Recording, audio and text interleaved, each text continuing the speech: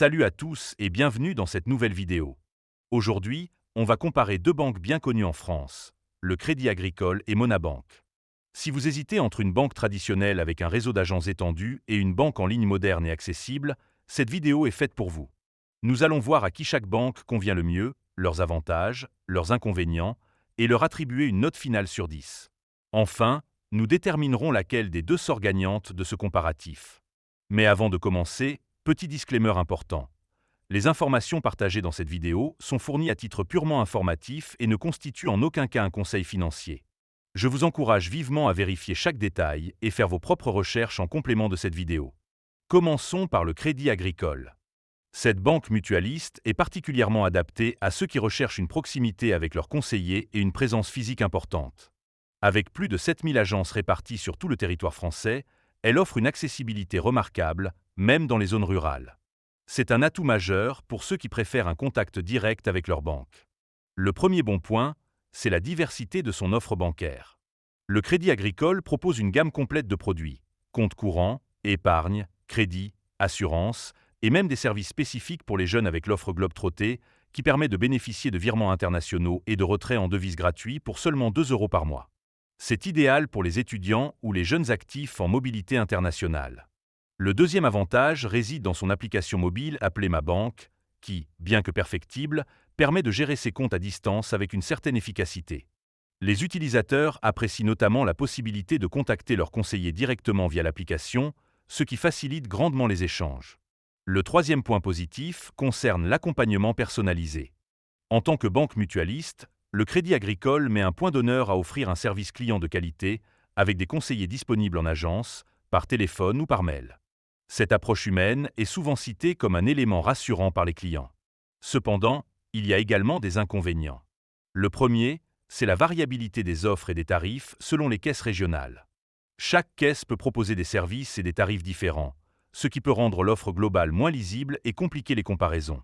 Le deuxième point négatif concerne les frais bancaires, qui sont souvent plus élevés que ceux pratiqués par les banques en ligne. À titre d'exemple, les cartes bancaires peuvent coûter jusqu'à 43 € par an selon la région, ce qui représente un budget important sur l'année. Le troisième inconvénient touche l'offre d'assurance vie, qui souffre de frais de gestion élevés et de performances globalement moyennes par rapport aux meilleurs contrats du marché.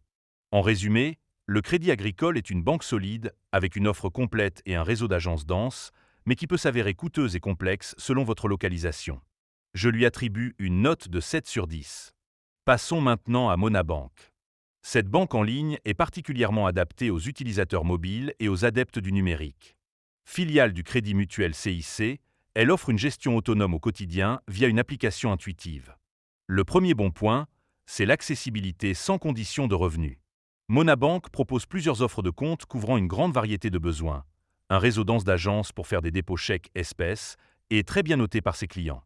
Le deuxième avantage est l'expérience utilisateur sur mobile. L'application Monabank est très bien notée pour sa simplicité d'utilisation, ses fonctionnalités claires et ses mises à jour régulières qui améliorent la navigation et les services proposés. Le troisième point positif concerne l'accès aux produits d'épargne et de crédit.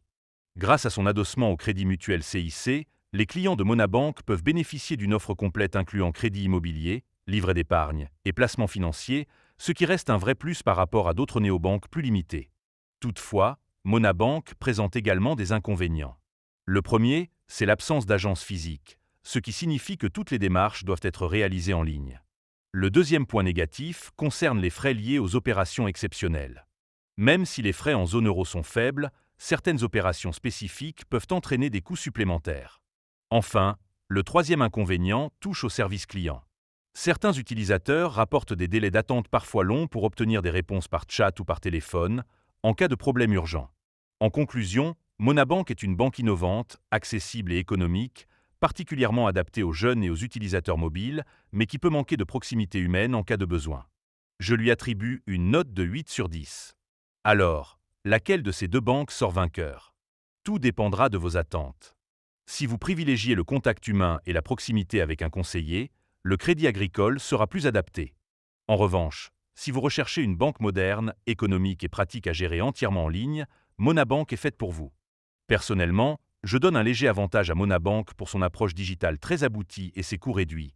Mais comme toujours, le meilleur choix dépendra avant tout de vos besoins personnels. Merci d'avoir suivi cette vidéo jusqu'au bout. N'hésitez pas à liker, commenter et vous abonner pour ne pas manquer les prochaines comparaisons bancaires. À très bientôt.